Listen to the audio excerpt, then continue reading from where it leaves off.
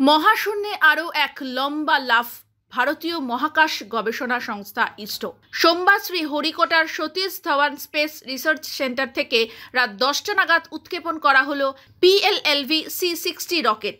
এই লঞ্চিংকে space docking experiment বলা হচ্ছে। এই অভিযানে ইসরোর সাফল্য পরবর্তীতে মহাকাশে ভারতের নিজস্ব স্পেস স্টেশন নির্মাণ ও চন্দ্রযান 4-এর সাফল্যের লক্ষ্যে অত্যন্ত গুরুত্বপূর্ণ।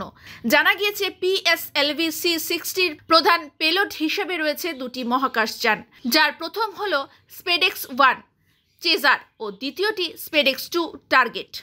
এছাড়া রয়েছে 24টি পোলার্ড। মহাশূন্যে এই দুটি যানকে নির্দিষ্ট কর্মক্ষেত্রে ছেড়ে দেওয়া হবে।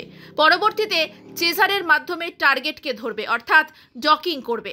স্যাটেলাইটে রয়েছে একটি রোবোটিক বাহু, যা হুকের মাধ্যমে লক্ষ্যকে নিজের দিকে টেনে নেবে। এই মিশনের সাফল্যের ওপর নির্ভর করেই ইসরোর পরবর্তী বহু অভিযানের ভবিষ্যৎ। পাশাপাশি এই অভিযানের সাফল্যে বিশ্বের মহাকাশ ক্লাবে চতুর্থ দেশ হিসেবে জায়গা করে নেবে ভারত।